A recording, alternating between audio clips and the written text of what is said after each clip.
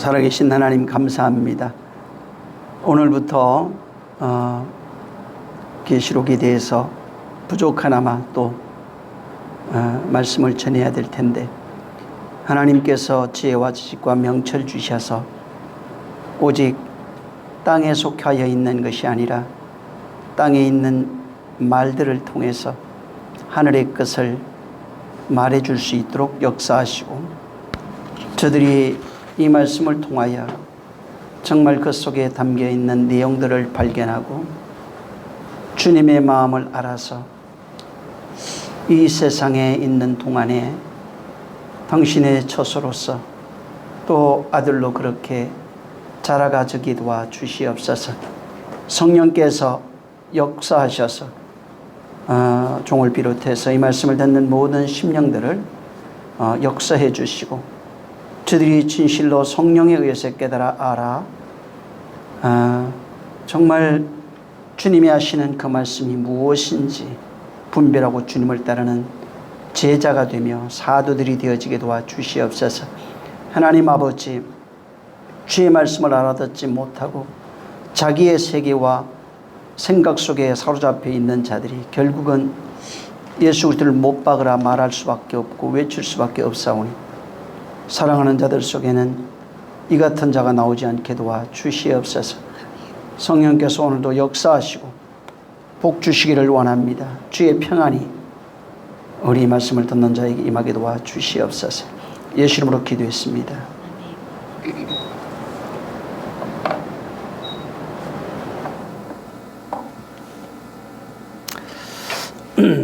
먼저 그 계시록을 1장을 한번 봅니다. 1절에서 6절까지 한번 읽겠습니다.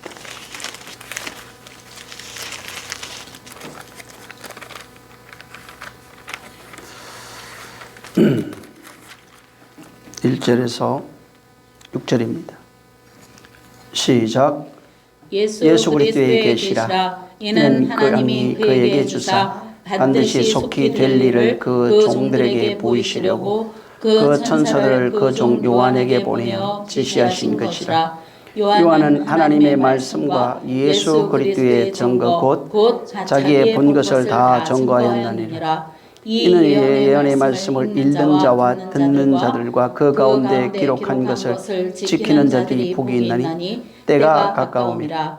요한은 아시아에 있는 7 교회에 편지하노니 이제도 계시고 전에도 계시고 장차 오실 이와 그 보좌 앞에 7영과 또 충성된 정의로 죽은 자들 가운데서 문전하시고 땅의 임금들의 머리가 되신 예수 그리스도로 말미암아 은혜와 평강이 너희에게 있기를 원하노라. 우리를 사랑하사 그의 피로 우리의 죄에서 우리를 해방하시고 그 아버지의 하나님을 위하여 우리를 나라와 제사장으로 삼으신 그에게 영광과 능력이 세세토록 있기를 원하노라. 아멘. 한 2번 정도를 이 요한계시록을 어떻게 듣고 봐야 되는지에 대한 얘기를 말씀을 드릴 겁니다. 서론 같은 것인데 매우 중요합니다. 책을 읽을 때 보면은 그 앞에 그 머릿말 이런 것들이 있어요. 목차도 있고, 마찬가지로 그 내용을 잘 이해하게 되면은 전체적인 그 책의 내용을 어떻게 이해해야 될지를 알 수가 있습니다. 한 2차에 걸쳐서 이제 여기 그 서론에 대해서 어떻게 봐야 되는지에 대한 얘기를 말씀을 드릴 것입니다. 계시록은 많은 사람들이 난해하고 또 궁금해하기도 합니다. 하지만 두려운 책이기도 하고 또 이것에 대해서 금기시하는 그런 일도 있습니다. 그래서 지금까지 이 성경을 보면 안 된다, 해석해도 안 된다, 혹은 이것을 해석하는 자는 저주받았다. 왜? 내용을 모르고 하기 때문에 이것에 그런 것들의 얘기가 많이 들어온 것도 사실입니다. 근데 여기 지금 3절에 한번 읽어보시면은 이 예언의 말씀을 읽는 자와 읽어야 됩니다. 듣는 자와 들어야 됩니다. 그 가운데 기록한 것을 보고 지키는 자들이 복이 있어요. 이건 금기시해야 될 것이 아니라 읽는 자와 듣는 자와 지키는 자가 복이 있다고 말합니다. 이 내용을 그래서 어떻게 아느냐가 중요합니다. 그래서 이 계시록 자체가 성경의 마지막 책입니다. 창세기가로 시작해서 이 성경의 마지막을 닫는 이 책이 바로 이 계시록입니다. 그래서 많은 사람들이 가장 신비스럽게 생각하고 또 비밀스러운 책이다. 왜? 잘 이 내용이 이해가 되지 않기 때문에 그렇게 생각을 합니다. 하지만 이 계시록을 말하고 있는 많은 분들이 이 성경에 대해서 굉장히 오해를 하고 있고 또 그 말씀의 내용을 곡해하고 있는 것도 사실입니다. 이 계시록은 우리가 평면적으로 보여질 때 세상 끝날에 대해서 말합니다. 세상 끝날과 또 평면적으로 보여지는 얘기예요. 그 다음에 우주가 새롭게 되고 사단의 세력이 무너지고 영원한 나라, 그 영원한 성전이 도래하고 있는 것을 선포하고 있는 것이 그냥 읽었을 때 느껴지는 그런 내용들입니다. 여기에는 이 창조, 하나님이 창조하신 것이 또 종말을 통해서 어떻게 하나님 나라가 완성되어져 가는지, 완성되어진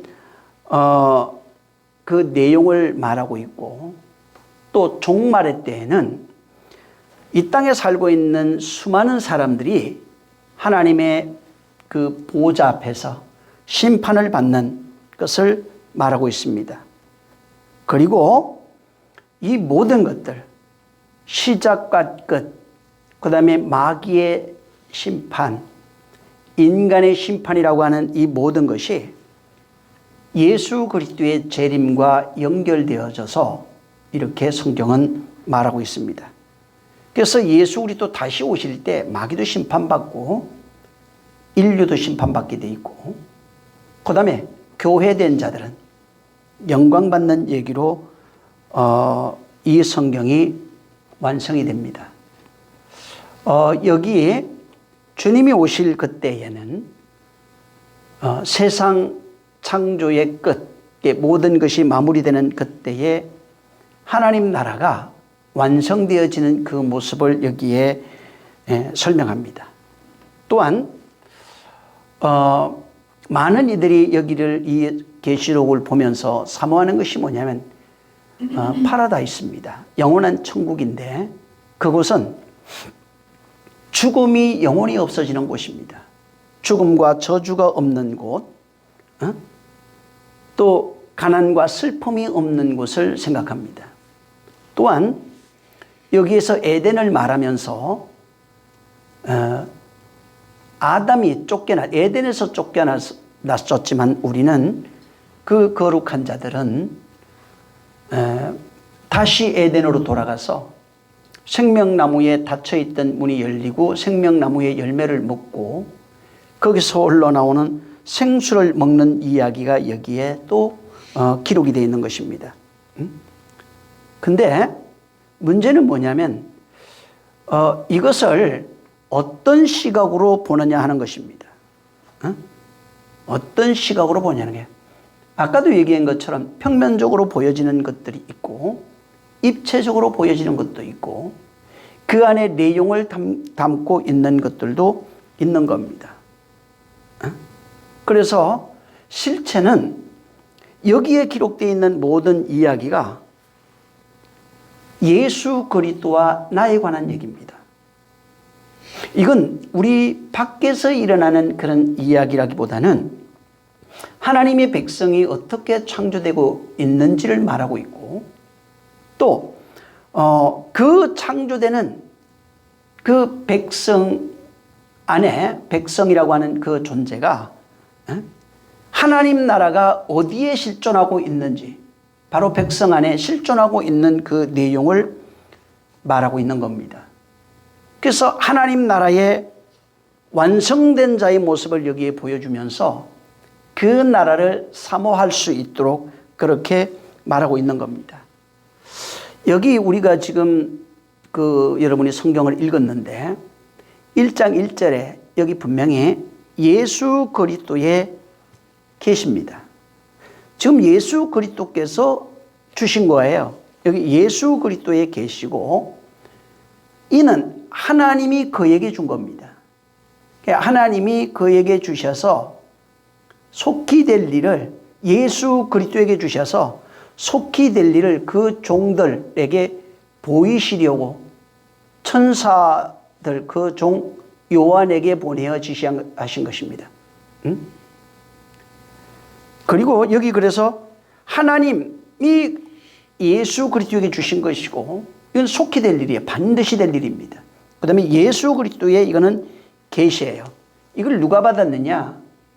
요한에게 주셔서, 천사가 요한에게 전해져서 요한이 2절에 보면은 하나님의 말씀과 예수 그리스도의 증거, 곧 자기가 본 것을 다 증거합니다.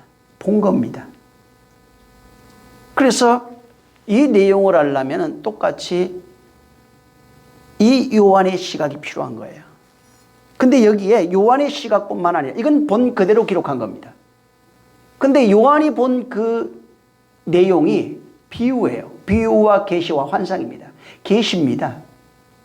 그러면은 그 내용, 그 본 내용, 그 환상이 담고 있는 내용을 알 수 있도록 하나님이 돕지 아니하면은 이 내용을 알 수가 없는 것입니다. 그래서 이 예수 그리스도의 계시, 하나님이 주신 그 계시를 요한을 통해서 교회 7군데로 그 편지를 써서 그 내용을 전해준 것입니다. 자, 여기에 이 계시가 잘 형식이 보면 어떠냐면 하나님이 예수 그리스도에게 주신 겁니다. 그리고 그것을 천사를 통해서 다시 요한에게 전거된 것이고, 요한은 천사로 말미암아 본 모든 환상들 본 겁니다. 자기가 본 것이에요. 이것을 7교회에 편지하는 형식으로 전가한 것입니다. 그 7교회는 우리가 이제 잘 알고 있는 에베소 교회, 스모나, 버가모, 두아디라, 사데, 빌라델비아, 라오디게아 교회고, 여기 분명히 근데 7교회의 교회와 사자라고 되어 있습니다. 그 교회들의 사자에게, 7교회의 사자에게 보내는 겁니다. 그 이제 10절 이하로부터 읽어보면 이제 그게 나옵니다. 그 내용이. 그래서 이 사자들에게 전부 다, 20절에 보면 내가 본 것은 내 오른손의 7별의 비밀과 7 금촛대와 7별은 7교회의 사자요. 7 촛대는 7교회라. 그러니까 교회와 사자에게 요한을 통해서 편지한 것입니다. 자, 근데 여기에 7교회의 특징이 있어요. 먼저 그 에베소 교회는 어떤 교회냐면은, 에베소 교회가 있는 장소는 아데미 신전이 있는 곳입니다. 이건 사도행전 19장 27절 28절에 나오는 그 아데미어하고 불렀던 바울이 전도할 때 그곳입니다. 그래서 아데미 신전이 있어서 굉장히 우상이 팽배한 그 도시고, 스머나 교회라고 하는 것은 항구 도시입니다. 이 소아시아에, 여기 전부 다 7교회가 소아시아입니다. 터키에 지금으로 얘기하면. 그 소아시아 교회의 항구입니다. 항구 도시에 있던 곳이 바로 이 스머나 교회입니다. 버가모 교회는 제우스 신전이 있던 곳입니다. 그 다음에 제우스 신전뿐만 아니라 여기는 지방 행정 수도입니다. 관청이 있던 그런 도시고 소아시아 지역의 수도가 바로 이 버가모입니다. 그 다음에 이제 두아디라 교회인데 여기는 농업 도시입니다. 농업이 많이 있었고, 그 다음에 공업의 중심지, 농업과 공업이 골고루 발달했던 그런 그 중심지가 바로 이 두아디라고 4대는 굉장히 오래된 도시입니다. 그래서 도시가 쇠퇴해가는 이제 그런 도시입니다. 그 다음에 루디아는 지방의 수도였고, 빌라델피아는 그 중앙의 비옥한 고원 평야에 있는, 고원 평야로 가는 어떤 길목이에요. 그리고 옛날에 실크로드처럼 지나가는 큰 그 도시인데 그 길목에 있는 도시고, 라오디아게아는 은행 같이 금융이 발달되어 있던 그런 그 이제 중심지인데, 여기는 그 양털이나 이런 안약 같은 것들이 생산이 많이 됐습니다. 그러니까 이 지역에 7교회를 설정을 해서 그 교회와 거기에 이제 목자입니다. 사자에게 편지한 그 내용입니다. 근데 알아야 될 것이 있는데, 당시에 7교회가 그 소아시아에 굉장히 번성하고 있을 때 소아시아 지역의 교회가 7개만 있던 게 아닙니다. 거기에는 그 밀레도라고 하는 곳, 혹은 아소, 드로아, 아드라무테노, 골로세 같은 이런 도시들이, 이런 교회들이 굉장히 많이 성장했어요. 다만 이 계시록은 이것들을 제외해서 교회들이 굉장히 많이 있어요. 천하 사도행전에 보면은 유대인이 있는 곳곳에 교회들이 세워집니다. 그리고 특히 이 소아시아 7교회가 이 이제 성경에 기록이 되어 있고, 이 소아시아 7교회에 주님이 그들에게 편지하라고 그랬어요. 그 교회에게 편지하라고 그런 것입니다. 이렇게 많은 교회들이 당시에 있었지만은 오직 성령께서 이 소아시아 7교회에만 편지하라고 말씀하신 것은, 이 10절에 보면은 주의 날에 내가 성령에 감동하여 내 뒤에서 나는 나팔소리 큰 음성을 듣습니다. 요한이 천사들에 이끌리지만은 실상은 가만히 보면은 성령에 의해서 이가 보고 듣고 하는 모든 역사가 이게 이제 일어나고 있고, 성령에 의해서 7교회에 편지하라는 음성을 듣고, 자기가 임의로 정한 것이 아닙니다. 그 요한이 성령의 음성을 듣고 7교회에 편지하게 된 겁니다. 근데 왜 7교회냐 하면은, 이것은 7이 가지고 있는 상징적인 의미 때문에 그런 겁니다. 이 7로서 완성되어지는 그런 이 7교회가 담고 있는 의미를 통해서 7로서 완성되어지는 그 내용이 여기에 담겨 있는 겁니다.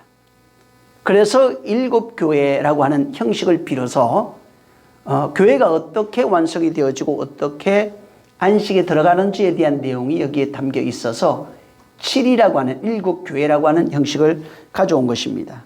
하지만 꼭 7교회에 대해서만 이것을 말하는 것이 아니라, 지금 현재 그 당시에 있던 모든 교회들, 예수 그리스도에게 속해 있는 모든 교회들, 또 거기에 있는 지도자들, 성도들에게 바로 편지하는 것입니다. 그래서 모든 교회가 이 7이라고 하는 수가 이제 언약의 완전수입니다. 예, 언약이라고 하는 그 완전수. 7이 언약이 어떻게 완성이 되어지는지에 대한 내용을 여기에 담고 있는 겁니다. 그래서 이 7교회라고 하는 교회는 모든 교회, 모든 성도입니다. 모든 지도자, 목자입니다. 교회는 성도를 말해, 건물이 아니에요. 모든 교회들과 모든 목자에게 편지하는 편지에서, 그 7이라는 형식을 통해서 편지에서 교회를 어떻게 세워가는지, 어떻게 완성시키는지, 어떻게 하나님의 백성으로 완성되어지는지를 여기에 담아둔 겁니다. 자, 그래서 이 말씀은, 계시록의 말씀은 뭐냐면은 오직 당신의 교회들 혹은 하나님의 백성 혹은 성도라고 말합니다. 이것은 믿지 않는 자에게 편지하는 내용이 아니에요. 그래서 믿지 않는 자가 들으면 도무지 이해할 수도 없고, 실상은 믿음이 없는 자가 들어도 이건 이해를 못합니다. 그래서 이 편지는 하나님이 예수 그리스도를 통해서 천사를 요한에게 보내서 우리에게 보내는 겁니다. 요한이 7교회라고 하는 형식을 빌어 편지 쓴 내용입니다. 근데 요한이 성령에 감동돼서 음성을 듣기 시작합니다. 음성을 듣고 그 들은 바를 그대로 7교회에 편지하라 하는, 보내라. 11절에 이것을 써서 보내라고 합니다. 성령이 하는 거예요. 우리입니다. 즉 다시 말하면 이 계시록은 특정인이 아니라 진짜 예수 믿는 자에게 보내져진 예수 그리스도의 편지입니다. 그래서 이 편지의 내용을 모르면 예수 그리스도를 모르는 거예요. 그분의 마음을 모르는 거예요. 하나님을 모르는 거예요. 또 이것은 성령에 의해서 감동되어져 있기 때문에 성령에 의해 감동된 자가 아니면 사실 이걸 깨닫지 못합니다. 그래서 이것을 읽음에 있어서 반드시 정말 기도해야 되고, 또 성령의 양육을 받아야 됩니다. 가르침을 받아야 됩니다. 아니면은 이거 듣고 또 2단, 3단 별 얘기 다 나올 겁니다. 그래서 아까도 얘기한 것처럼 예수 그리스도께서 요한의 손을 빌어 우리에게 쓰신 편지예요. 대필했다 이 말이에요. 나에게 쓴 편지예요. 그러면 나에게 쓴 편지의 내용을 내가 깨달아야 됩니다. 그래야 그분을 알 수 있어요.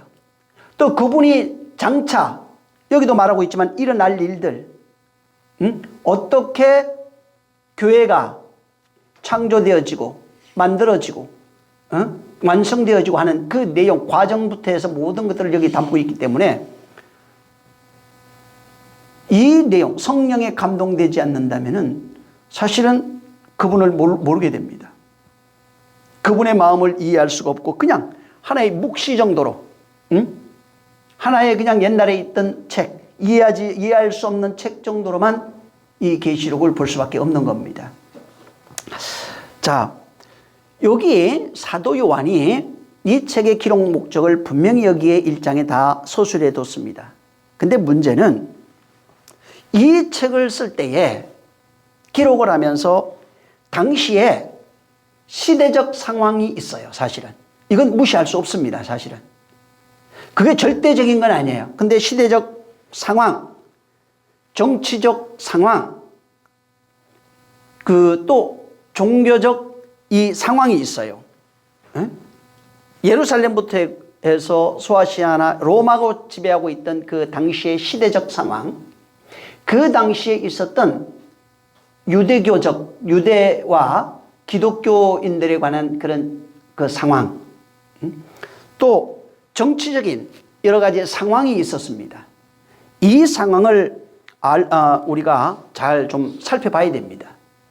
그리고 이것을 이해하게 되면은 당시의 초대교회에 세워지고 있는 이 편지의 내용과 더불어서 이 세워지고 있는 주님의 교회가 어떻게 영향을 받고 있고 그 영향을 받은 상태에서 어떻게 자라가고 있는지를 볼 수 있는 겁니다.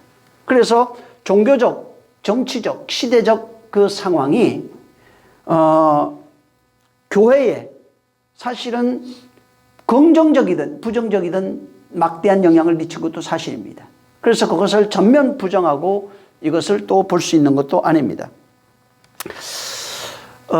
시대적으로 그 요한이 편지를 썼던 그 시대에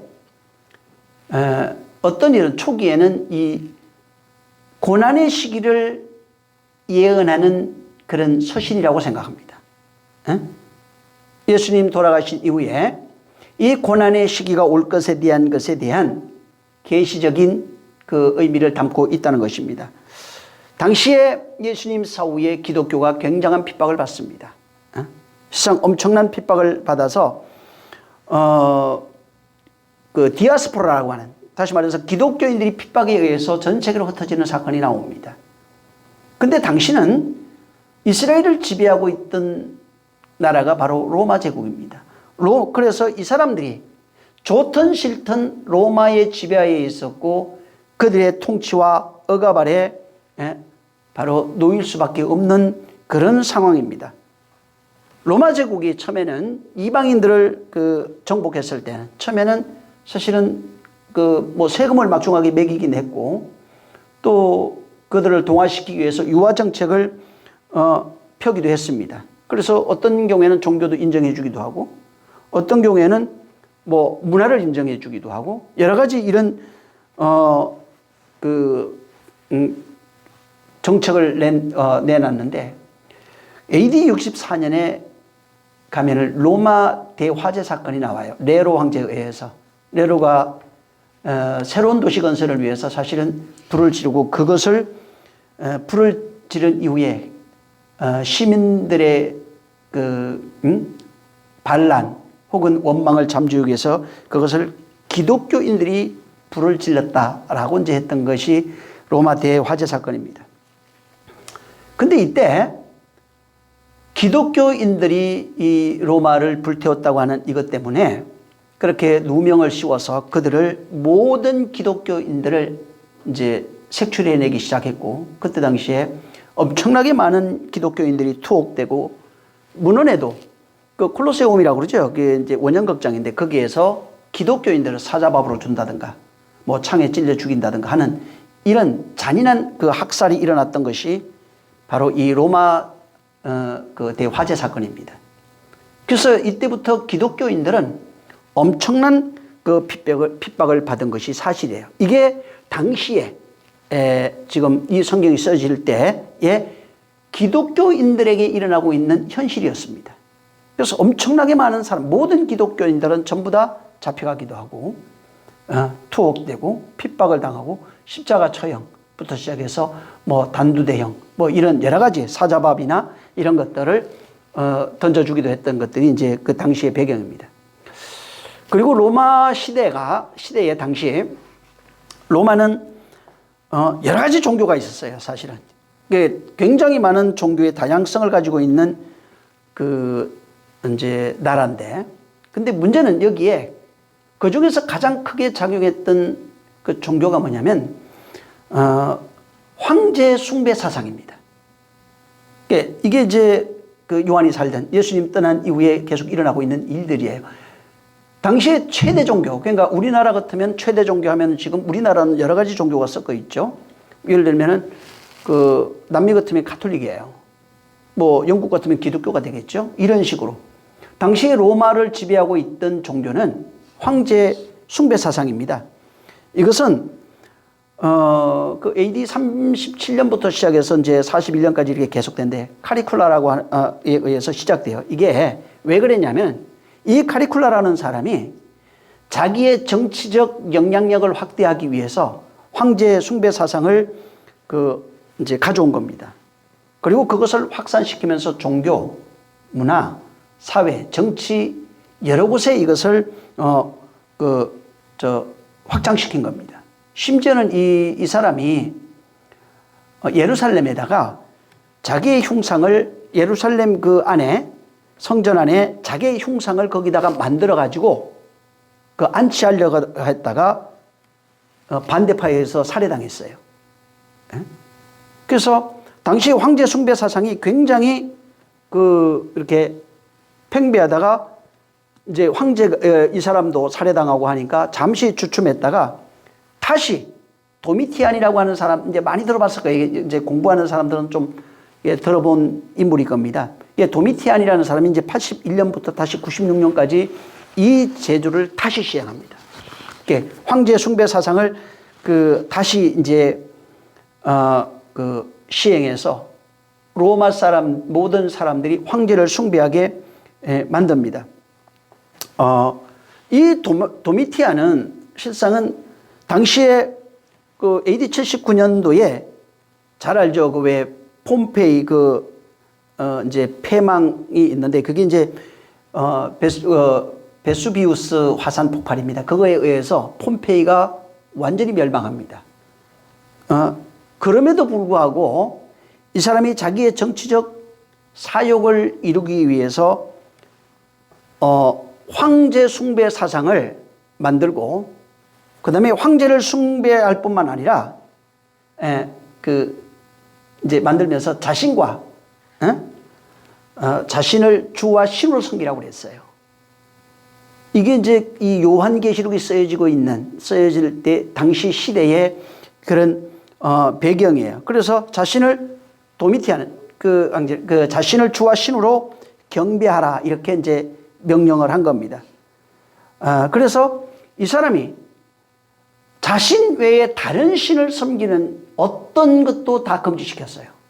이게 기독교에도 영향을 준 겁니다. 그래서 만약에 자기 외에 다른 이를 주와 신으로 섬기게 되면은 전부 다 처형당합니다. 잡혀가고 투옥되거나 이렇게 하게 돼 있어요. 그래서 나 외에 다른 신, 그러니까 이 도미티안의 다른 신을 섬기기를 용납하지 아니하고 신의 명령을 불복종한 죄로 똑같은 형벌을 이제 주게 된 겁니다.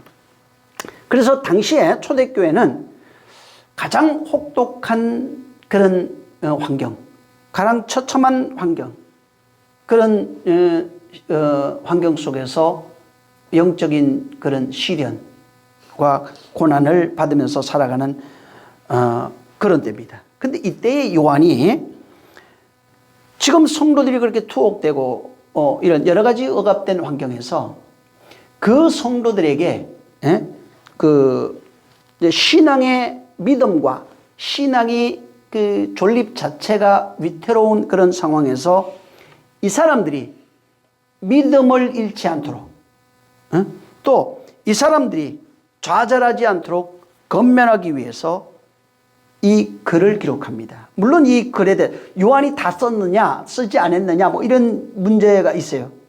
왜냐면 그때 당시에 요한이 이제 뭐 눈이 안 보였다 뭐 별 기록들이 다 있기 때문에 그래서 그렇지만 그건 차지할지라도 요한이 한 얘기를 받았으니까 있는 것은 확실하고 그래서 그것을 통해서 어찌됐든 요한이 쓴 편지는 밤모섬을 통해서 계속해서 밖으로 전달됐고 교회들에게 전달돼서 이것이 읽혀진 것이 사실입니다.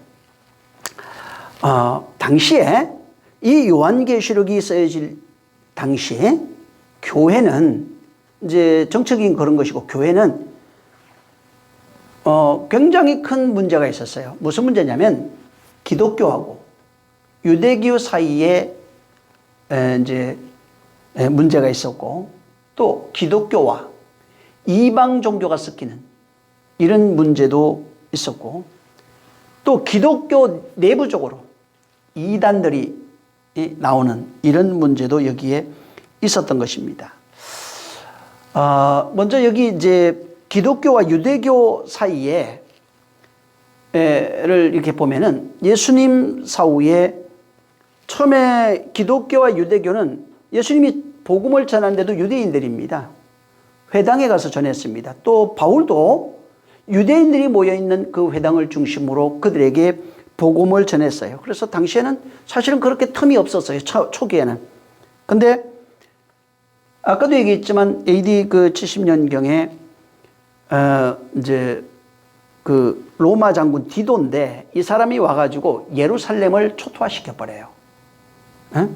초토화시키고 난 이후에 어떤 문제가 생겼냐면 예루살렘 성전이 없어지니까 유대인들이 바라보는 예루살렘 성전은 절대적입니다. 모든 신앙의 중심, 믿음의 중심, 정치의 중심, 사회의 중심, 신이 계시는 신의 중심적인 그런 곳이에요. 근데 그것이 없어져 버린 거예요. 갑자기. 그래서 당시 영적 지도자들, 유대인들을 비롯한 모든 영적 지도자들 혹은 초기의 기독교인들이 종교적 기반이 없어져 버렸어요.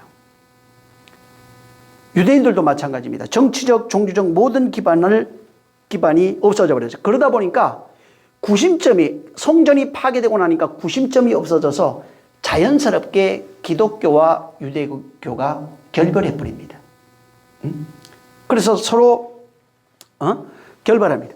그래서 당시 초기에 아까도 얘기한 것처럼 회당을 중심으로 복음이 전거되었고, 또 거기에서 반대하는 자들도 있었고 순응하는 자들도 있었고 이런 것들이 있었는데, 근데 이 성전이 파괴되고 나니까 이제는 성전 없이 회당에서 이런 일들이 일어났는데, 문제는 회당에서 유대인들이 대다수입니다. 근데 이 사람들은 율법을 아는 사람들이에요. 그래서 그 안에 기독교인들 사이에, 유대교 기독교인들 사이에 굉장히 많은 충돌이 일어나는데, 그 문제가 뭐였냐면은 율법 준수에 관한 얘기입니다. 이게 바울이 여기 썼어요, 이거는. 바울이 사도행전에 쓴 내용이 있어요. 자, 무슨 얘기냐면은 유대인들에게 복음이 먼저 졌는데, 유대인들이 예수 믿습니다. 율법을 가지고 상태에서. 근데 그들이 율법을 지켜야 된다. 그게 제일 처음 시발된 것이 할례 문제였습니다. 이것이 점점 확대돼 가지고 할례부터 시작해서 안식일을 지키는 문제, 그 다음에 제사된 음식, 제사한 음식을 먹느냐 마느냐, 그 다음에 피를 먹느냐 마느냐, 여러 가지 이런 안식일에 돌아다녀도 되느냐 마느냐, 이런 문제들로 초기 기독교가 끊임없이 충돌한 겁니다. 여기에 불을 붙인 것 중에 하나가 로마서 3장 22절에 보면은 바울이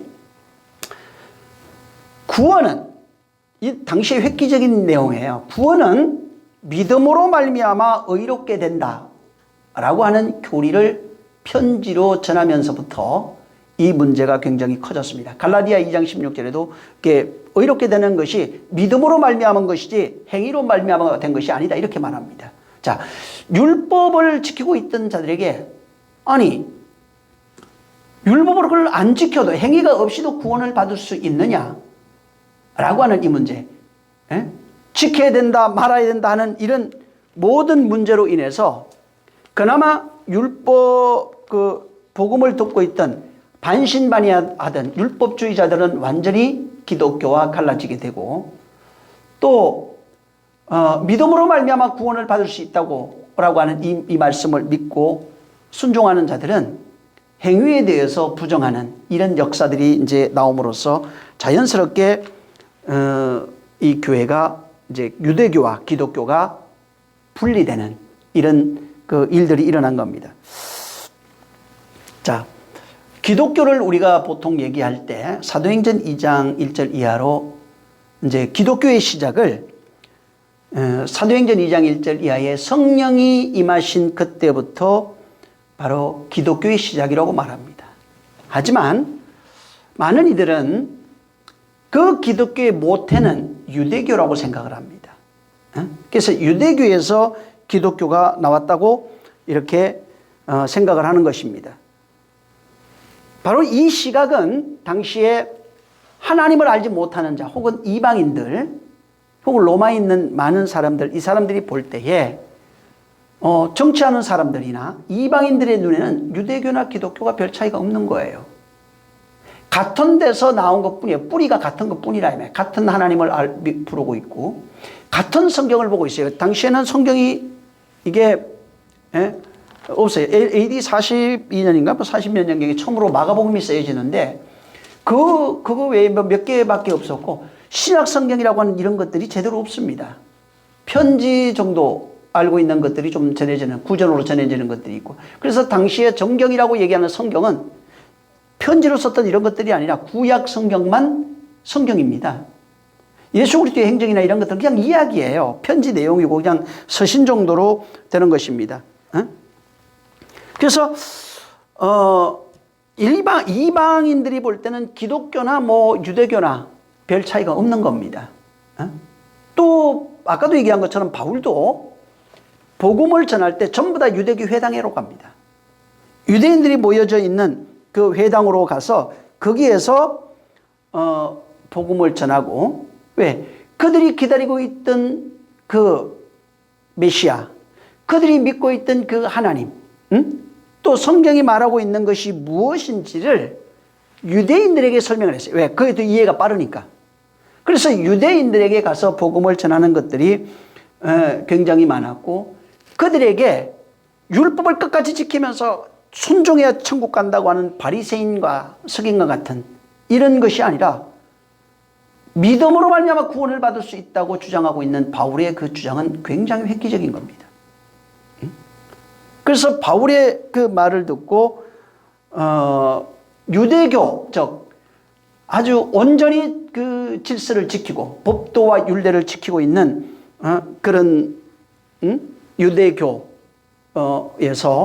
바울의 얘기를 듣고 믿었던 사람들은 유대교와 결별하고 독자적인 기독교의 문화, 믿음으로 말미암아 구원을 받는, 예수 그리스도를 믿음으로 말미암아 구원을 받는 기독교의 그 시작이 바로 이렇게 좀 더 확산되는 겁니다. 성령에 의해서 교회들에게 성령이 오심으로 교회가 시작되지만은 바울에 의해서 더 많이 이 교회가 그렇게 이제 번성하고 확장되어 간 겁니다. 초기 기독교의 이제 문제가 뭐냐면은 바로 율법과 믿음에 관한 겁니다. 행함으로 말미암아 구원을 받느냐, 이 논쟁이었어요. 초기에 믿음으로만 과연 구원받을 수 있느냐 하는 것입니다. 이것을 어떻게 받아들이냐에 따라서 기독교 율법주의자도 나온 겁니다. 그래서 바울이 얘기하기를 너희가 믿음으로 말미암아 구원을 받았는데 다시 율법으로 돌아가려 하느냐라고 하는 편지를 쓰기까지 한 겁니다. 그래서 기독교 안에서 어떤 이들은 계속 지켜야 된다. 그러다 보니까 또 파가 좀 갈렸어요. 바울파, 베드로파, 이런 식으로. 계속해 디모데파 막 이렇게 갈리는 겁니다. 왜? 난 누구 말을 들을 거야? 누구 말을 들을 거야? 왜? 모르니까. 이 사람이 얘기하면 이런 것 같고 저 사람이 얘기하면 저런 것 같은 겁니다. 자, 그래서 교회가 계속해서 그런 어떤 내적인 그런 어려움과 혼란 속에서도 사실은 성령을 의지하고 성령에 의해서 가르침을 받는 많은 교회들이 굉장한 성장을 가져옵니다. 그래서 사도행전에 보면은 한 번에 3,000명씩 변화되는 이런 사건이 있고, 문헌에 보면은 예루살렘 초대 교회가 한 몇만 명이 됐다고 하는 그런 기록도 있습니다. 그래서 굉장히 많은 그런 폭발적인 성장을 옵니다. 성장을 가져오는데, 이때 기독교가 성장하면서 가장 많이 부딪히는 것이 유대인들이었어요. 유대인들과 계속해서 충돌이 일어납니다. 뿐만 아니라 로마의 그 우상, 로마가 가지고 있는 정치적 상황부터 해서 그 우상, 원시 종교 같은 것들인데, 이런 원시 종교 같은 이런 것들이 기독교에 들어옵니다. 심지어 주설도 들어옵니다. 점성술이 들어옵니다. 점치는 이런 것들도 들어옵니다. 또 뿐만 아니라 로마의 철학까지 들어옵니다. 그래서 여러 가지 이런 많은 사상, 이론, 철학 이런 것들이 교회 안에 들어와서 교회가 사실은 난장판이었어요. 도무지 이게 교회라고 할 수 없을 만큼 너무 많은 그런 혼란의 그 이론들, 이 우상들이 들어와서 그 교회가 굉장히 어려움과 혼란을 겪는 그런 시기입니다. 이방인들이 바라보는 당시의 기독교의 그 현실은 이 사람들은 거의 미친 사람들입니다. 왜? 소문이 지금 잘못 나가지고 로마의 그 로마 도시를 불을 질렀을 뿐만 아니라 또 피를 먹는다고 소문이 돌았어요. 그래서 자식을 죽여서 피를 먹는 사람들. 처음에 그리스도인이라는 말이 사실은 우리는 지금 굉장히 좋은 의미로 쓰고 있지만 당시에는 그리스도인이라는 말은 굉장히 나쁜 의미로 쓰여진 겁니다. 예를 들어서 오늘날 저것들 이단들 이런 내용이에요.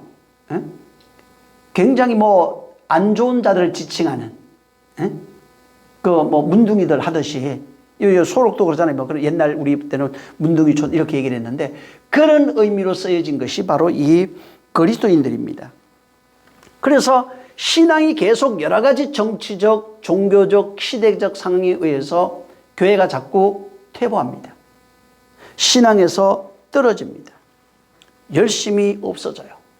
또 교회가 가면 갈수록 더 많은 어려움과 고린도서에 보면, 고린도전서 이런 데 보면 완전히 교회가 타락하기 시작합니다.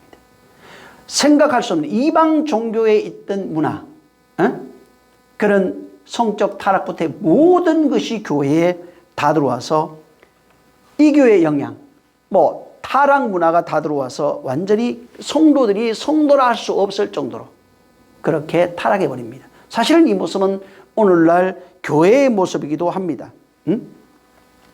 근데 바로 이 여러 가지 철학부터 미신, 종교, 여러 가지 그 정치, 이론들이 교회에 들어오면서 도덕적 타락은 물론이고 영적인 타락, 배교까지 불러온 거예요.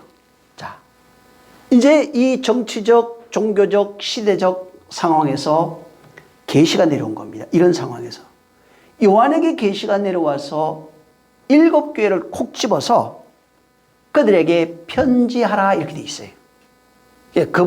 그분에 의해서 바로 이 서신이 전거되는 것입니다. 그 내용을 보면은 주로 그들이 가지고 예수 그리스도를 믿는 그 믿음을 저버리지 않도록 권면하고 있고, 또 심판주이신 예수 그리스도께서 곧 재림하실 것에 대해서 바로 알려주고 있고, 그가 오시면은 모든 세상 지금 일어나고 있는, 세상에 일어나고 있는 모든 일들, 교회 안에 일어나고 있는 모든 것들이 전부 다 멸망당한다고 하는 이 사실을 알려주면서 예수 그리스도의 재림을 준비하도록 격려할 뿐만 아니라 경고하고 있는 그 내용이 이 계시록에 담겨 있는 겁니다. 지금 제가 드리는 말씀들은 전부 다 표면적인 거예요. 정치적, 종교적, 시대적 이런 상황 속에 이 편지가 가지고 있는 것은 교회들을 격려하는 겁니다.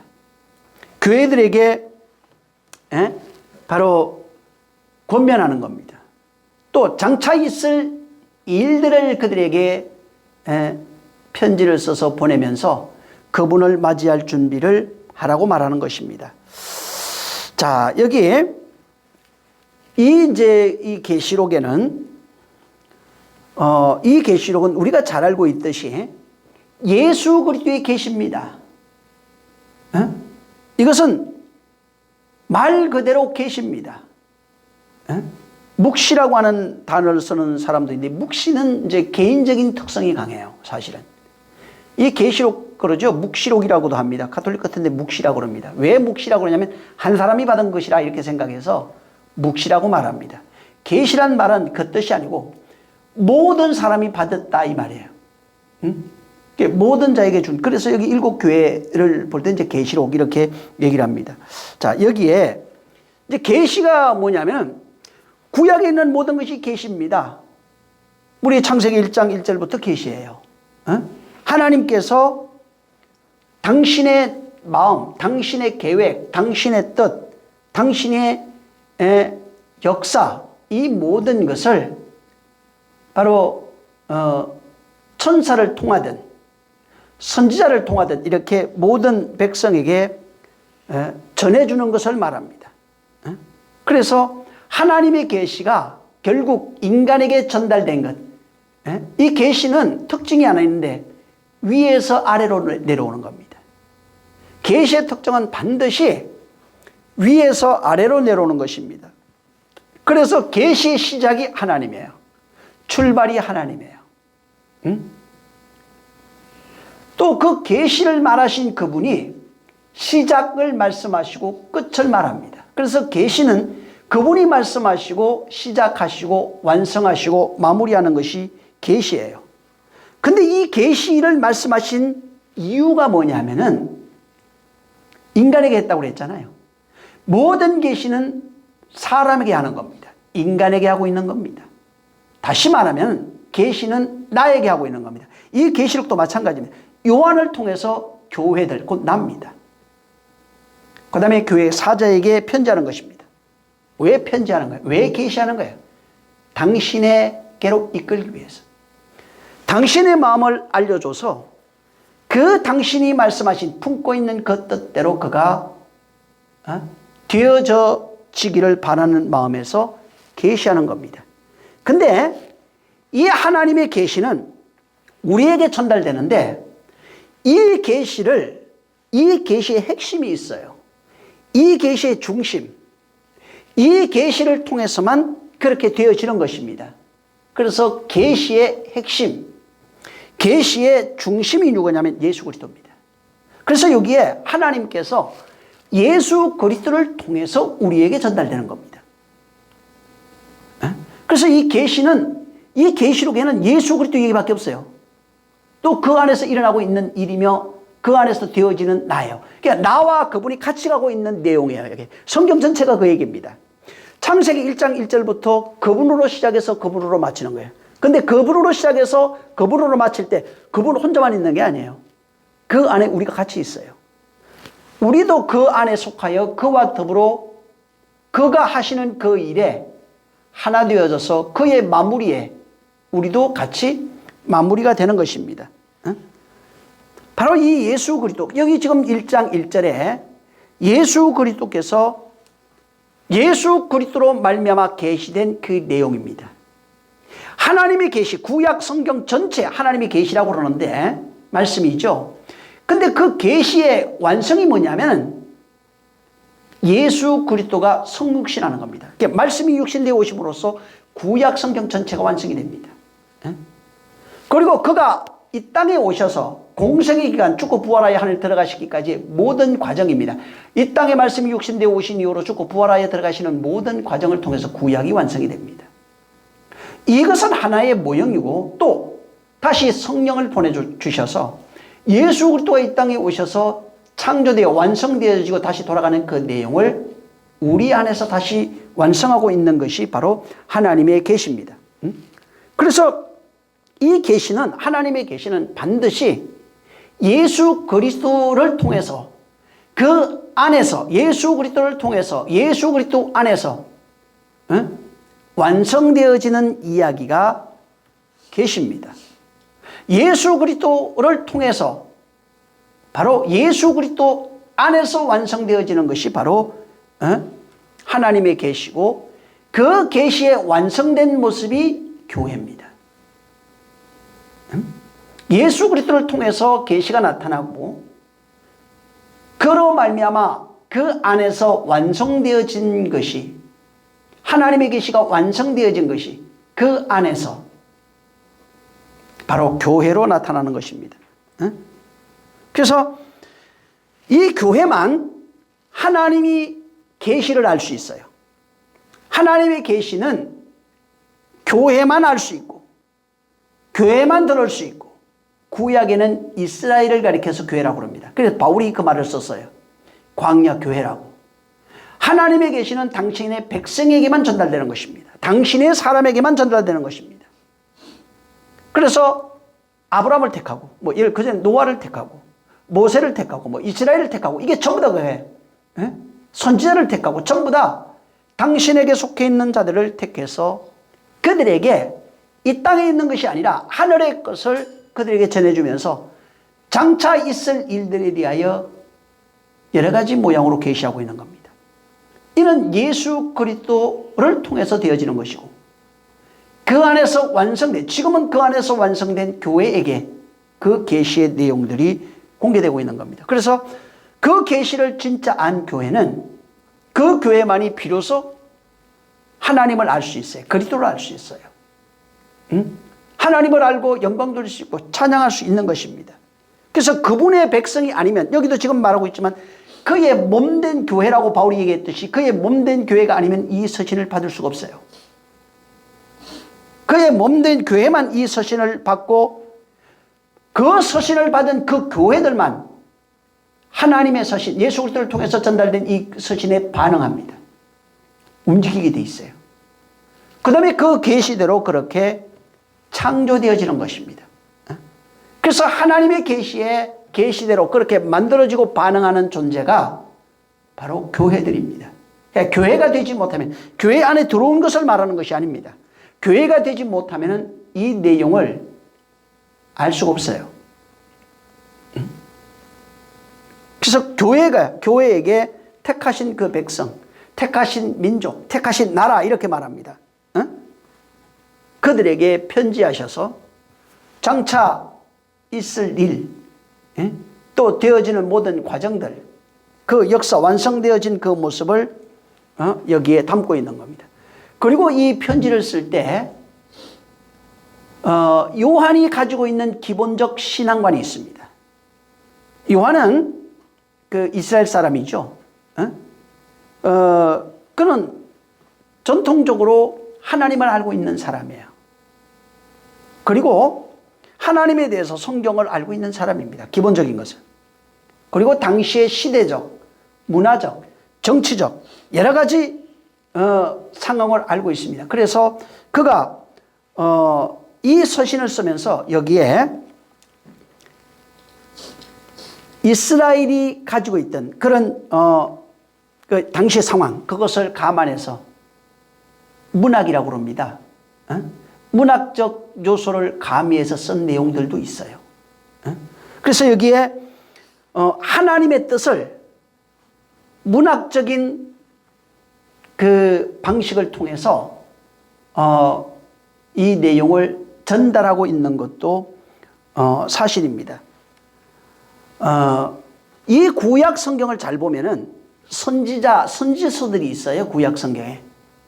선지서들이 있는데 이 선지서들이 내용들이 보면은 재미있는 것이 하나가 뭐냐면 이스라엘이 패망하거나 전쟁을 겪거나 어려움을 당할 때, 그건 어떤 비극적인 일이 일어날 때, 예를 들면은 BC 722년경에 그 이스라엘이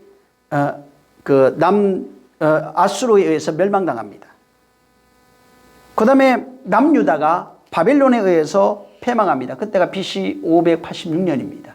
이런 시대에 하나님의 백성들이 전부 다 잡혀가지고 막 포로로 끌려가고 나라가 망하는 그런 시대거든요. 그때 그것을 기록하는 선지서가 있는데 그게 이사야, 예레미야, 에스겔, 다니엘, 스가랴, 요엘서 같은 것들이에요. 근데 이때 당시에 이 서신이 나와요.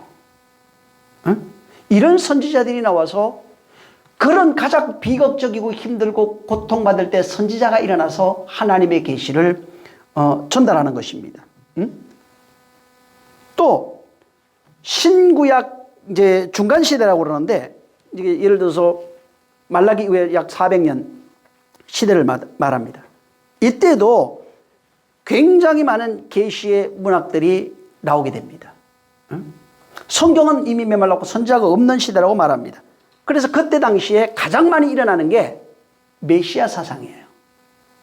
그 다음에 바리새 운동입니다. 의를 지키는. 나중에 나오지만 사두개파도 나와요. 열심당들이 나옵니다. 그러나 당시에 메시아 사상이 선지자가 없는 시대에 굉장히 발전했고 또 그 메시아 사상이 나중에 발전하는데 어디까지 발전하냐면 로마의 폭정과 억압 아래에 있었기 때문에 현세적 메시아 사상, 다시 말해서 이런 어려움에서 나라를 구원해 줄 메시아, 이스라엘을 해방시킬 메시아를 찾기도 합니다. 그래서 이때 그 에녹서 같은 것이 정립이 되는 거 이때예요. 에녹서부터 에스라서, 모세의 성천기, 레위 약서라고 하는 게 있어요. 그 다음에 바룩서 같은 게 나옵니다. 이게 전부 다 성경에 들어가지 않은 것들이에요. 그러니까 이런 것들이 나와서 고난을 당하고 있는 이스라엘에게 그 믿음을 지킬 수 있도록 권면하기도 하고 또 장차 메시아가 온다고 하는 그런 사상을 그들에게 전해주면서 기다리라, 믿음을 지키고 기다리라는 내용입니다. 이 요한도 비슷한 성격을 띠고 있어요. 당시 종교적 어른 여러 가지 억압 상태에서 여러 가지 계시문학 또 메시아 사상 같은 이런 것들이 계속 발전을 해왔던 것처럼 이것도 그런 범주에 두고 똑같은 요한에 쓴 편지도 그런 비슷한 형태를 나라 억압과 위기와 환난과 핍박 가운데서도 믿음을 지킬 수 있도록 건면하고 메시아가 다시 온다고 하는 것. 처음에는 구약 시대에는 메시아가 온다는 사상이고 신약에 와서는 이 요한계시록 다시 오신다는 내용입니다. 그래서 신구약 중간사라든가 환란이 있던 포로기 이때는 전부 다 메시아가 오니까 우리를 해방시켜줄 메시아가 오니까 기다리라, 믿음을 지켜라 이 얘기고, 신약 초기에는 그 예수 그리스도가 다시 오신다고 하는 그 내용으로 편지하고 권면하는 것이 사실입니다. 그래서 이것을 여러 가지 서신적의 계시문학이라고도 하는 겁니다. 또 그런 비슷한 형태를 띠고 있기 때문에 그 문학을 통해서 똑같이 그 형태는 같거든요. 예수 그리스도 다시 오신다, 믿음을 지켜라, 또 심판이 있다라고 하는 이런 것들을 계속해서 권면하는 그 형태, 그런 형태를 띠고 있는 겁니다. 자, 이제 요한계시록을 해석을 해야 되는데 이것을 해야 되는데 문제가 있습니다. 이게 뭐냐면은 언어에 쓰고 있는 단어들이에요. 언어의 상징성이 있어요. 어디까지 이것을 이제 볼 것인가. 그 다음에 내용이 애매해요. 그러니까 전부 다 말 그대로 비유입니다. 환상이에요. 그래서 요한이 본 것을 이제 본 대로 그냥 기록해 놓은 겁니다. 이거 사진 찍듯이. 근데 그것을 보고 해석하는 것이 다 다른 겁니다. 보는 사람마다 다른 거예요, 이거는. 어떻게 보냐에 따라서, 이 내용이 달라지는 거예요. 그래서 지금까지 전통적으로 계시록을 해석함에 있어서 그냥 평균, 대체적으로 이제, 4가지 정도의 해석이 있어요. 그 다음에 거기에 대한 견해가 있습니다. 이거를 좀 이해를 할 필요가 있어요. 이제 이걸 해석하는데 과거적인 방법이에요. 과거적 그런 방법인데 이게 뭐냐면 AD 1세기경에 아시아 교회들의 역사적 상태를 기록했다는 겁니다. 그 당시 상황, 교회에 처하고 있는 그런 상황, 이런 것들인데 문제는 당시의 상황을 기록한 것인데 이것이 여기 계시록에 기록하고 있는 그 사건들이 있어요. 이 사건이나 이 상징들이 많이 나와요. 막 여러 가지 우리가 알 수 있는 나팔도 있고 불도 나오고 말도 나오고 이런 여러 가지 이제 상징들이 있습니다. 이런 것들을 어떻게 보고 있냐면 모두 과거에 성취되어졌다는 얘기입니다. 당시에 역사를 기록한 책이고 그 다음에 이 내용들이 이미 다 이루어진 내용이라는 겁니다. 그래서 예를 들면은 여기 이제 바벨론도 나오고 짐승이 나오잖아요. 이렇게 여러 가지 짐승들이 나오는데 이게 로마를 얘기한다는 겁니다. 바벨론과 짐승은 로마를 얘기를 하는 것이고 12장에 가면은 그 여인이 나와요. 여자들 이야기가 나오는데 이게 이제 핍박받는 교회다. 그 다음에 심판에 관한 얘기가 나옵니다. 크게 지금 얘기하는 거예요. 심판에 관한 얘기들이 이 계시록에 많이 있는데 이것은 사도 요한이 있던 그 당시에 일어났던 자연적 재해, 지진이라든가 여러 가지 정치적인 것, 종교적인 여러 가지 재난 이런 것들로 이해하고 있는 겁니다. 그래서 모두가 완성되었다는 것입니다. 그래서 이것은 과거에 다 일어났기 때문에 우리가 볼 필요가 없다는, 그냥 그렇게 두려워할 필요도 없고 여기 고난이 굉장히 많이 나오는데 고난에 대해서 별로 걱정할 필요가 없다고 하는 그런 생각을 가질 수는 있어요. 그렇지만 뭐가 문제냐면은 여기에서 장차 일어날 일에 대한 얘기를 하고 있는데 장차 일어날 일에 대해서 완전히 무시해 버립니다. 왜? 다 이루어졌으니까. 그러면 이걸 장차 일어날 일이 아니거든요. 그래서 이게 이제 그렇게 보는 시각이에요. 과거적인. 그 다음에 이건 이제 역사적인 견해로 보는 이제 그 시각이 또 있는데 그게 뭐냐면은 이 계시록을 이제 교회사, 지금까지 일어났던 교회사, 교회에 일어났던 여러 가지 교회사 사건으로 보는 그런 역사적인 사건으로 보는 견해입니다. 이것은 사도 시대부터 시작해서 종말 때까지 이제 되어지는 모든 이야기가 여기에 담겨 있다는 얘기예요. 이게 이제 요아킴에 의해서 이제 시작된 그런 내용인데, 이 계시록은 과거가 아니라 사도 시대부터 시작해서 예수 그리스도 다시 오는 그 종말의 시대까지 이야기를 여기에 이제 전개해 놓고, 그것이 교회가 걸어가고 겪어야 할 이야기다, 사건이다, 이렇게 이제 보는 것입니다. 그래서 그렇게 보니까 이제 역사적 이야기로 보니까 어떤 것이냐면, 여기에 이제 그 적그리스도가 나옵니다. 이 시각을 가지고 있는, 지금 일반 교회가 굉장히 이 시각을 많이 갖고 있어요. 적그리스도 혹은 바벨론, 로마 제국, 이런 것들, 이제 적그리스도와 바벨론을 로마 제국, 그다음 혹은 로마 교황으로 관련된 걸로 봐요. 그러니까 이것이 적그리스도는 교황이다, 쉽게 말하면 이런 거예요. 그다음에 바벨론은 로마다, 이렇게 이제 보는 견해입니다. 이 견해는 지금 현재 사실은 많은 장로교에서 지지를 받고 있어요. 이게 이제 루터라든가 칼빈 같은 사람들이 이걸 지지했고, 근데 이것을 가르치기도 한 겁니다.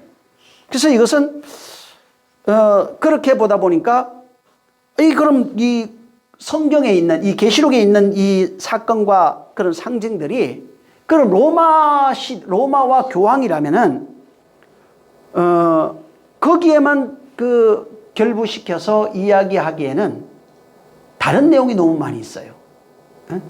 그래서 지지하는 분들도 굉장히 있긴 하지만은, 또 반대하는, 이것을 지지하지 않는 그런 분들도 굉장히 많이 있는 것이 이제 사실입니다.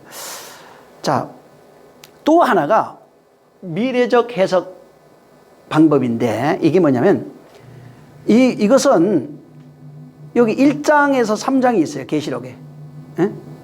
그것을 제외하고 나머지 모든 내용들은 그리스도의 재림을 전후해서, 예수 그리스도 오실 때를 전후해서, 쉽게 말해서 재림을 전후해서 종말의 시기, 그것을 기점으로 종말의 시기와 관련이 있다는 거예요. 그냥 그분이 오시는 기점을 중심으로 해서 관련이 되어 있다는 것입니다. 그래서 이제 특히 여기에 인을 떼는 얘기가 나와요. 그 다음에 나팔, 그 다음에 대접, 이런 것들입니다. 이게 뭐냐면 예수 그리스도 오시기 직전에, 재림 직전에 일어나는 사건이고, 악인들을 심판하는 사건이라는 것입니다. 또 13장, 13장이나 17장에 짐승이 나옵니다. 여기는 그 마지막 날에 나타날 적그리스도에 대해서 말한다는 얘기입니다. 그 얘기하고 있고, 또 세상이 마지막 나타날 그 적그리스도와 더불어서 세상이 전부 다 심판받고, 그 다음에 그렇게 하는 이유가 천년왕국을 건설하기 위해서 예수께서 오시기 전에 이 땅을 정화한다는 얘기예요. 예수 그리스도 재림하기 전에 바로 적그리스도도 나타나고, 또 그렇게 나타나기 위해서 세상을 다시 정화시켜버리고, 악인들을 심판하고 다 정화시켜버리고, 그렇게 하는 이유가 천년왕국을 건설한다는 것입니다. 천년왕국을 건설하는 이유는 거기에 천년 동안 한시적으로 당신의 믿는 자들이 왕노릇 할 곳, 백성을 가르치기 위한 그런 장소로 사용하기 위해서 그렇게 주장하는 것입니다. 이 내용도 굉장히 많은 지지를 받습니다. 근데 사실은 이런 내용이 굉장히 초기에 지지를 받다가 한동안 이것이 없어졌어요. 기독교 초기에는 이게 지지를 받았는데 없어지다가 16세기 이후에 넘어와서 오늘날 이 내용을 가장 많이 말하고 있는 복음주의자들입니다. 그러니까 일반 교회에서 거의 제가 보기엔 이 내용을 다 가르칩니다. 예수 그리스도 오시기 전에 마귀와 악한 모든 것들이 심판받고, 그 다음에 정리된 이후에 그분이 다시 오셔서 이 세상의 천년왕국이 시작되는 이 내용으로 이제 가르치고 있는 겁니다. 그 다음에 이제 마지막 하나가 이제 상징주의적 해석법이에요. 응? 이 세 번째, 아까 금방 얘기한 것은 일반 교회가 제가 보기에는 한 95%는 그 내용을 지지할 겁니다. 근데 이제 마지막 이게 상징주의인데, 이게 뭐냐면 계시록을 시적, 상징적, 그 다음에 영적으로 보는 시각입니다. 시적, 그 다음에 상징적, 영적으로 보는 시각인데, 이게 다른 말로 얘기하면은 상징주의 해석법은 영적 해석법이에요. 이거는 오직 영적으로만 해석돼야 된다는 것입니다. 그러니까 영으로 기록되어져 있어서 영적인 그런 특성을 가지고 있기 때문에 인간이 가지고 있는 어떤 것으로 보기보다는 오직 영적인 시각으로만 이것이 해석돼야 된다는 것입니다. 그래서 영적 시각으로 해석해야 된다고 하는 주장에서 보는 시각이 뭐냐면 성과 악의 싸움이에요. 여기는 계시록을 어떻게 보냐면 성과 악의 싸움으로 보는 것입니다. 교회사를 통해서 계속 예수 그리스도 가신 이후에 성령이 오신 이후로부터는 성과 악의 싸움으로 말미암아 일어나고 있는 되어지는 교회의 모습들을 여기에 말하고 있다는 겁니다. 이게 이제 영적으로 보는 그런 시각이에요. 그래서 이것은 교회사를 통해 예수님 가신 이후에 일어났던 교회 역사 속에 일어났던 모든 것들, 또 여기 말하고 있는 현상들, 또 뭐 종말에 관한 것들이든지 혹은 여기 뭐 짐승이라든가 뭐 바벨론 하는 이런 모든 것들, 이런 것들을 특정 시기, 뭐 특정 나라, 특정 사건으로 보지 않습니다. 그걸 보지 않고 오직 예수 그리스도와 사단의 대결, 하나님과 사단의 대결, 뭐 이런 거, 그 다음에 성과 악의 싸움, 또 하나님의 그 심판에 관한 실체로 보고 있는 거예요. 이것을 그냥 선과 악의 실체로 보는 겁니다. 그러니까 선과 악의 싸움으로 보고 있는 거예요. 예수 그리스도와 마귀와의 싸움으로 보고 있는 것입니다. 이렇게 보는 이유는 하나님께서 모든 것을 창조하시고 또 그분이 그 창조하신 것들 중에 인간에게 당신의 뜻과 당신의 계획을 계시하셨다는 거예요. 근데 그 중심에 누가 있냐면 예수 그리스도가 있다는 것입니다. 그래서 예수 그리스도를 통해서 만들어져야 되는 것이 뭐냐는 거예요. 바울은 그것을 교회로 발견한 것입니다. 그래서 이 예수 그리스도로 말미암아 바로 되어지는, 완성되어지는 이것을 말하고 있는데, 거기에 완성되어지는 과정에 있는 것이 선과 악의 싸움으로 표현됐다는 겁니다. 이것을 말한다는 것입니다. 그래서 이 내용을 가지고 보통 이 네 가지로 교회가 그렇게 해석하고 있는 겁니다. 그렇다고 해서 이것이 다 틀리냐? 그렇지는 않습니다. 저는 평면적으로 보여지고 있는 그 이야기들이 있어요. 우리가 나이가 먹듯이 시대가 흘러가고 있는 겁니다. 그 역사를 부정할 수는 없어요. 전면 부정하고 한쪽만 보다 보면 또 오해가 될 수 있는 요지가 있습니다. 이 모든 것들을 이해하고 이것이 성령에 의해서 기록된 것을 이해하고 성령에 의해서 이것을 보고 듣고 풀지 아니하면은 사실은 이 계시록에 담겨 있는 내용을 알 수가 없는 겁니다. 그래서 그 내용을 가지고 실제 옛날에 일어났던 사건들과 좀 맞추는 얘기가 아니에요. 하나님의 역사가 계속 되어진다는 사실을 발견해야 되는 겁니다. 어디에서 되어지냐?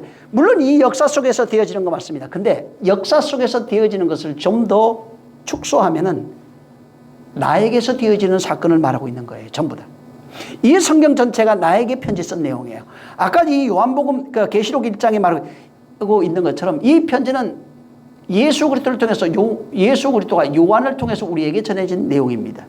요한이 본 내용은 성령에 의해서 본 내용을 기록한 것입니다. 그것을 나에게 쓴 것입니다. 그렇다면은 나와 무슨 밀접한 관계가 있다는 것입니다. 에? 나와 어떤 확실한 관계가 있는 거예요. 이것이 나와 관계가 없는 얘기라면 이걸 읽을 필요가 없는 거예요.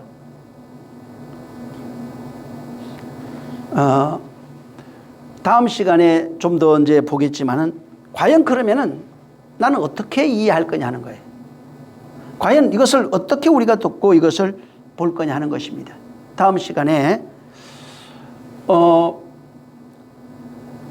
과연 우리는 이것을 어떻게 이해하고 해석해서 이해하고 이것을 어떻게 가질 것인가 라고 하는 부분과 그 다음에 여러분이 가장 궁금해하는 그 천년왕국이 있어요. 예, 전천년설, 후천년설, 무천년설, 크게 이제 이 세 가지입니다. 응? 이 내용을 가지고 한 번 더 이제 서론, 계시록에 들어가기 전에 좀 딱딱하죠. 지루한데 그래도 이 내용을 참고하고 들어야 나한테 하는 얘기인 줄 알아야 됩니다. 그래야 이해하기가 좀 쉽습니다.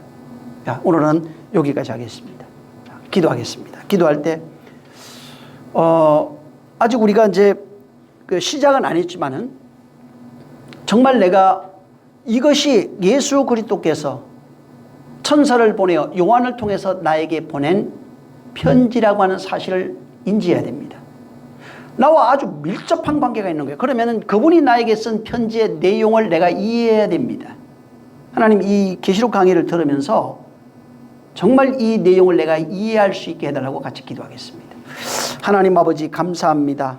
우리를 축복해 주셔서 정말 이 계시록은 요한이 쓴 이 계시록은 예수 그리스도께서 하나님께서 예수 그리스도에게 주신 것이고 예수 그리스도께서 바로 천사를 보내어 요한을 통하여 성령이 요한에게 보여주신 그 내용, 교회에게 말하게 하신 그 내용을 기록하여 우리에게 곧 나에게 편지한 것이오니 하나님 아버지여 예수 그리스도의 편지의 내용을 내가 확실히 깨닫고 이해해서 정말 그 편지의 내용처럼 하나님 아버지 뜻대로 지원받을 수 있는 존재 되게 하여 주시옵소서. 이것을 우리가 듣고 공부함에 있어 하나님 아버지 우리의 생각과 이론과 지식을 다 내려놓게 하시고 진실로 정말 하나님의 말씀으로 말미암아 지원받는 참으로 귀한 존재라는 사실을 깨달아서 나를 학대하는 자가 없게 하여 주시옵소서. 내가 진실로 하나님께서 아들로 말미암아 창조하시려고 하시는 엄청난 정말 신적 존재라는 것을 발견하고 하나님 아버지여 아버지 뜻대로 지원받을 수 있는 자가 되어 하나님께 찬미와 영광을 돌리게 도와 주시옵소서. 성령께서 오늘부터 있는 이 시간들 가운데 역사하시며 큰 은혜와 능력을 허락하여 주시옵소서. 예수 이름으로 기도했습니다. 주님이 가르쳐 준 기도하고 마칩니다. 하늘에 계신 우리 아버지여 이름이 거룩히 여김을 받으시오며 나라에 임하옵시며 뜻이 하늘에서 이룬 것 같이 땅에서도 이루어지리이다. 오늘날 우리에게 일용할 양식을 주옵시고 우리가 우리에게 죄 지은 자를 사하여 준 것 같이 우리의 죄를 사하여 주옵시고 우리를 시험에 들게 하지 마옵시고 다만 악에서 구하옵소서. 나라와 권세와 영광이 아버지께 영원히 있사옵나이다. 아멘. 감사합니다. 큰 은혜와 복 있게 하여 주시옵소서. 정말 하나님 아버지여 나에게 쓴 편지의 내용을 우리가 알게 하여 주시옵소서. 여기에 정말 아버지 하나님이여 먼 나라 이야기가 아니라 내가 당하는 현실이 오니 이 내용을 알게 도와 주시옵소서. 자, 우리 모든 영광 하나님께 돌립니다.